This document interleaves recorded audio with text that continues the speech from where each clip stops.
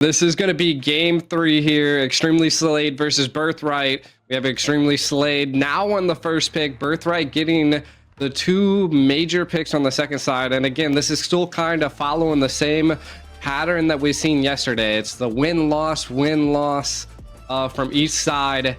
Who can break that at this point is what I want to know.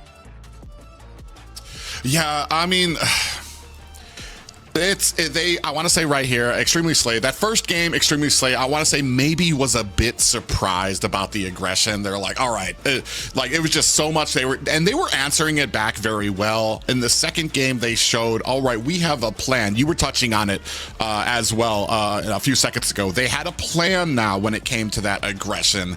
And I want to say it was perfectly answered by Mr. Death. There were so many engagements where you're like, all right, you lost one. It's time to back up. But Mr. Bell's like, I didn't hear no bell. Immediately, a spear of alphas in there, and the entire team's like, all right, I guess we're going in. And they were able to kind of find the advantage and find a tower with it. And that's kind of maybe we're at the point. Maybe Birthright needs to kind of go with the composition, go with something that. This is kind of the difference that we see when it comes to kind of like, I've been told when it comes to like the PH or Indonesia or other types of servers where PH can be more focused on the objectives. How does this kill support an objective take? Does this help us get the turtle? Does this help us get a tower? Or where other regions are more like, oh, can we get a clash here? Can we win this? Can we get a kill or maybe get a wipe here?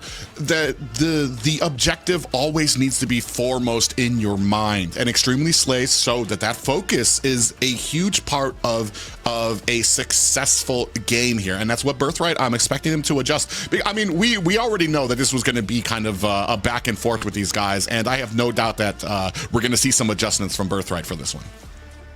Yeah, strategic, methodical, that's the words I would like to use, because that's the way that they're playing for these neutral objectives, just like you mentioned, Private, and I think like G mentioned as well, it's just that one team fight that kind of takes it away, just that one snowball that they're looking for that gets bigger and bigger, and that one small mistake. But guess what? I know why you were laughing. The Hylos is not there no more, G, so we don't know who's going to come out with the victory this time. But what I want to really focus on a little bit is just the fact that from yesterday, when Extremely Slayed shut down my lobby early on, they were able to control these team fights with Birthright, right? So if they are able to choke him down in terms of the laning phase and cut him off, just cut his legs, sweep the rug beneath his feet, then I think Birthright will be on the back foot because they have no other possible way to engage.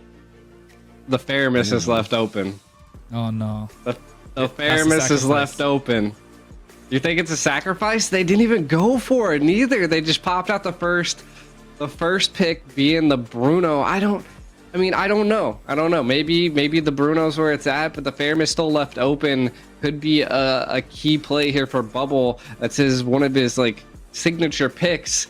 So I want to know if maybe into the second phase, that's what they'll end up picking up. They definitely want to secure that Bruno first. It's interesting that they opted to go for the alpha ban. I felt like they prioritized trying to attack Mr. Death versus going for Bubble at this point.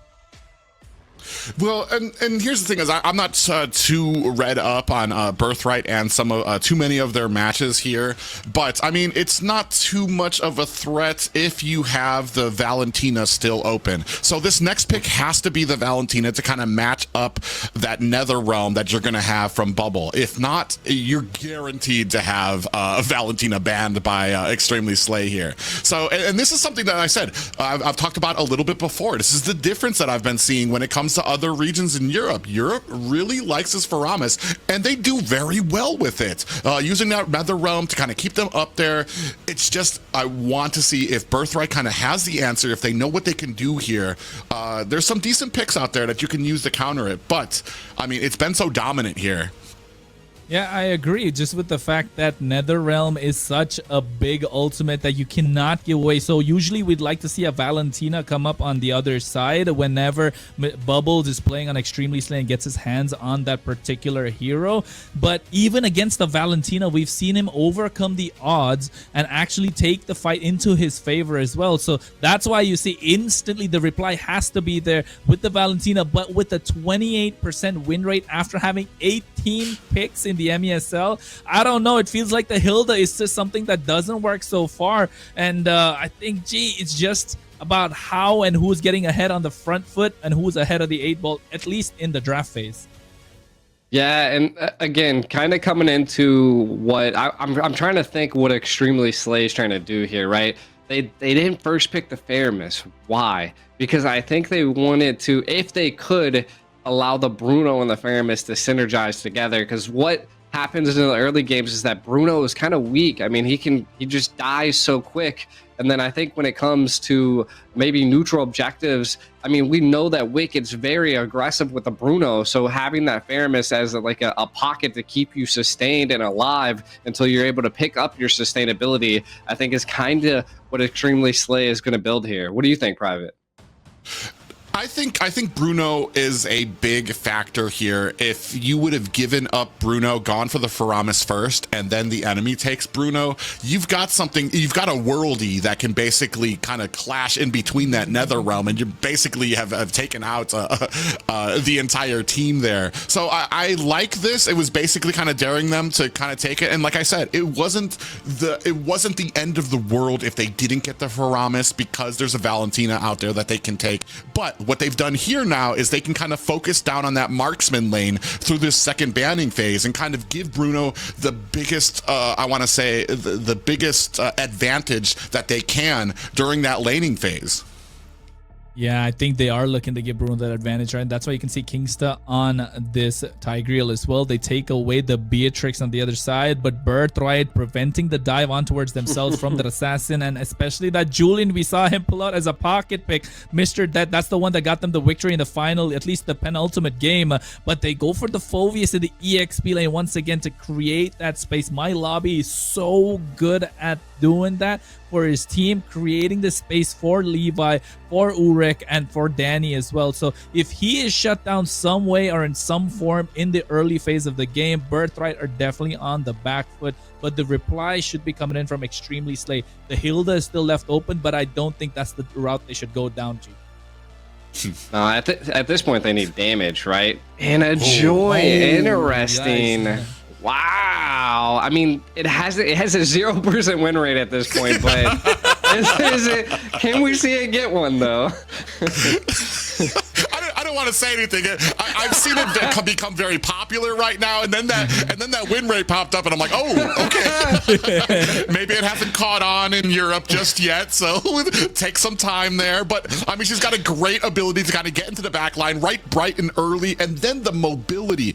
I talked a little bit earlier about the rotations from the roam, the mage, and if you add joy to that, where you've got these fast rotations, you're able to get in there very quickly. She's able to dive underneath the tower, electrifying beats, just pulsing out and taking down a big bulk of the team. So this is going to be very interesting to see if they can go ahead and bring up that 0% win rate on the Joy here. Yeah, I think it's not just the fact that the Joy is such a good backline diver, right? I think in the initial stages of the tournament, everyone was using the Joy, and then it just suddenly fell off. I feel like that's not the route that they wanted to go down, but now it being left open, we know what kind of damage it can dish out, especially on towards a Valentina, on towards a Moskov, and even early in the game, it's more of a hero that wants to keep brawling every now and then with the cooldown reductions it received with the buff to the electrifying beats. It will be the difference maker, at least in the early to mid phase of the game, and I think these teams just like to battle it out every single time. So I feel like again we'll probably have a brawl in our hands. I think that's going to be a little bit of an understatement, especially with a Faramis tucked in Extremely Slay's hands. Again, this is what we've seen them do at the last match of yesterday's finals, is they banned the Hylos, and that kind of allowed them to break the code of the red team being able to get the win all the time. So I want to see if that coming into this game 3, if that can be something that like sets the forefront for Extremely Slay to keep going at it. Yeah, it's interesting here. I do like some of the answers that have come out here for a lot of these teams. I do like that we banned out the Beleric. We had such a hard time with that in the first game. And then the answer to Joy, well, at least a partial answer coming in the form of a Moskov. Because if Joy does kind of latch on to Moskov, you can go ahead, use that spear to create that distance. But, Aiko, we're getting into the third game. We're getting into game 3, Extremely Slayed versus Birthright. It is 1-1. We are now into a BO5. Who can break the stride here is what we want to see. And man, to be honest, I think either team could definitely have it here. I do like the counters for the Valentina and the Fair Miss, but I feel like the big question mark at this point is Mr. Death on this Joy. Ooh. Yeah, it's already, I want to say, it's been a whole minute and no deaths. I am shocked. Both these teams seem to have kind of gotten it out of their system. They're realizing they kind of need a bigger plan when it comes to some of these engagements. And yeah, in the opening minutes, both teams kind of rotating around. We're going to see how well this Joy can kind of coexist on the team. Yeah, I feel like this Joy definitely in the early game want to take the advantage, but still not given the opening that they need just yet, G. Yeah, and again, it's going to come down to kind of who's going to farm up here faster, right? I mean, we've seen shit on a lot of the Edith plays, and it was a little rough from Extremely Slay, so I want to see if they're able to bring that out. I think there's going to be a brawl here in the mid bush, maybe for the eye control. And no, they're going to keep it a little bit at bay until the next turtle take. My biggest question is, Mark? No, he went in for the Sacred Hammer, and here comes Joy, Mr. Death with the electrifying beats, and Danny right now goes in for the Primal Wrath, but there's the Nether Realm to help them survive. Mark, though, really low Dark Wave coming up, but he gets immune right now, and you can see instantly they have to flicker out. No casualties just yet, Private. I know you were expecting at least a couple. The smoke clears. Everybody's checking their body. They're like, am I okay? Am I okay? All right, we're good. But I want to say the advantage going over the Birthright. A lot of damage went on to Extremely Slay, but they were smart enough to kind of turn it around. They didn't like the fights. They had to give up that turtle, and unfortunately don't really have a reply in it. And I want to say the longer that goes on, the longer that they're able to kind of keep Mr. Death down without able to kind of get a ton of that damage off, the better it's going to be for Birthright, because Joy's going to kind of fall off as we kind of get to that 11 to that 12-minute mark where they've kind of built up that defense where they're able to kind of get that CC down on her. Yeah, and I think their ultimate goal at this point is not to brawl constantly nonstop. I think they're going to definitely be waiting for that mid to late game, as we can already see that it is 3 minutes, almost 3:30, and we still haven't received a first blood here. Who can possibly take it? Bruno already picking up the Hawes Claws early for the sustainability, though. This is definitely an interesting go. And I do like to see it there. Both gold lanes are roughly the same. I'm still waiting for this first blood. Yeah. I'm just still waiting for it. I think these teams put their egos aside from the first game and the second. But however, Bubble was close to going down. Evil Clutter used as well. And now they go on towards Urek. And you see electrifying beats to them. But he gets pinned on towards the wall with that Spear of Misery. And that is the first blood we were looking for, Private. And this is exactly what I was talking about during the draft, is when you go in against a Moskov. Actually, we have another engagement. Yeah, you can see NetherRealm already being used. They took down Danny with that Spear of Destruction, but still Levi want to make most of the advantage, take away the orange buff once again, G. Yeah, I mean, they're already starting to invade and roam really well here. First blood's finally secured. And then Danny falling a little too early. Wicked being wild with it. He said, where are you going, bud? You ain't leaving this lane just yet. Turtle in 3 seconds. That could be a good play. Petty is what that was. And as we go ahead and get into this next turtle fight. Yeah, Kingsta doesn't have the implosion just yet, but look at that. The flicker came out from a host shake, but at the same time, right now, all hell breaks loose with the turtle being taken by Mr. Dead. He goes on towards my lobby, but the implosion finally there, and the worldie being used by Wicked right now, but the damage coming out from Urix is a little too much for them to handle, as well as Danny, and they take down 3 in that team fight for the price of Levi, and definitely Birthright right now. The aggressors looking to siege at the top lane tier 1. I feel like that was a get back for Urix, right?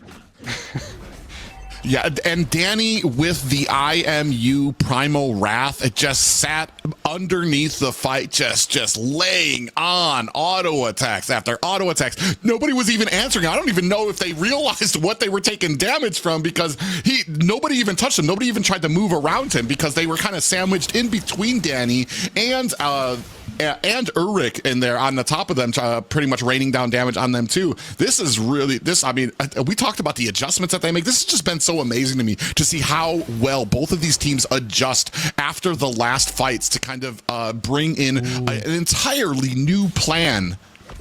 And I mean, I'm kind of like what you were saying. What is the plan that Extremely Slay's going to go with here? I mean, Birthright's definitely coming in and putting a lot of pressure on Extremely Slay, and we're kind of seeing that the Faramis just isn't the pick just yet. Mr. Death kind of cornered though. Yeah, he gonna is be able to cornered get out, between a rock Carlos? and a hard place right now, but he's able to get out of there with the... Oh, no, he gets caught in the rhythm, but at the same time, Mark goes in with the AOG. They catch Kingsta. He's the first one to fall, but the Netherrealm comes in at the right time. Wicked had the worldie, but guess what? He goes ham right now, my lobby. 1 at a time. They get 3. They look for 4, and he gets the triple. And oh my goodness, all thanks to the distraction created by Mr. Death. In the bot side, they get their hands on the mid lane tier 1 turret private. Yeah, and it's just been, I mean, a great answer, and I can see why the big answer for me when it comes to why the Joy has not been as successful in Europe right now is because I want to say that you guys are not afraid to kind of go with that route with the Moskov. That's kind of fallen off in other regions where they don't want to go to Moskov. They focus on the Bruno, they focus on the Granger, and Moskov just does such a great job of creating that distance. As I say that, he's a prime example here. Yeah, beautiful cutting, but AOG by Mark into the back line. Bubble has to purify, not just used just yet, but he gets taken down. Hoshik before he could even use the Primal Wrath flicker, not yet there. My lobby goes in straight on towards Wicked, as well as Bubble, and right now Netherrealm is there, but he takes out Kingsta away, but he gets that implosion on towards 2, who's taking the damage, but here comes Levi, trying to clean up shop, gets the double with the Evil Queller, as well as the Soul Sever. 4 down for the side of Extremely Slay, and Birthright trade away Mark. Meanwhile, Mr. Death gets the tier 1 on the top side, but they lose the tier 2 in the mid and the bot lane. Birthright ahead of the 8-ball G. Yeah, I mean, Mr. Death trying to make some key just split plays here to kind of get a little bit more of gold in their pocket, but he might get caught here on the rotate back down. Oh my.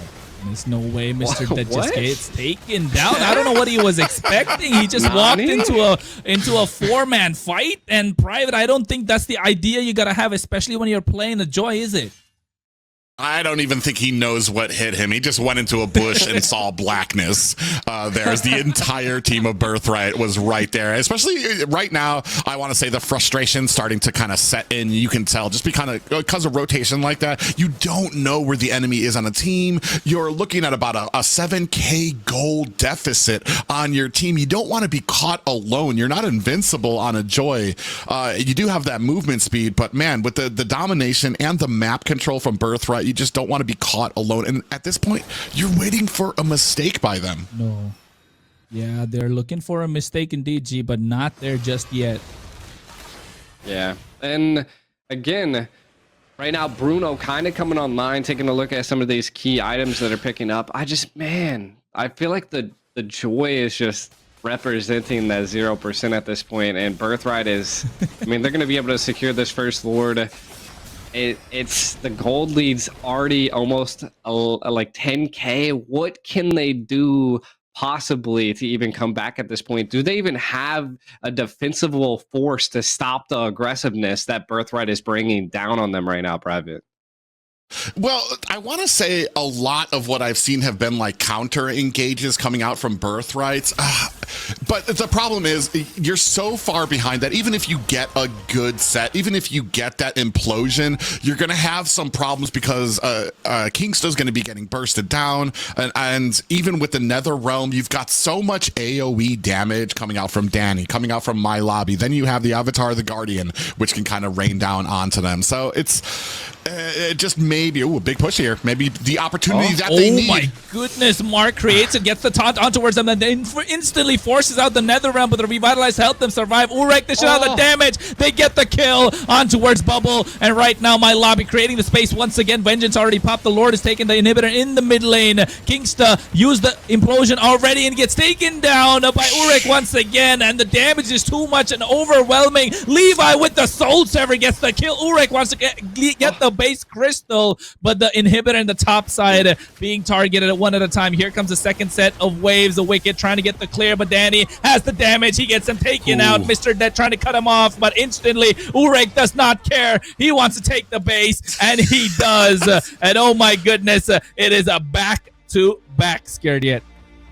I just got an aura minus moment right now. I was trying to show the ban Phobius, and I mirrored the image, did everything, but it does not show up on my phone, man. It's an aura minus moment. But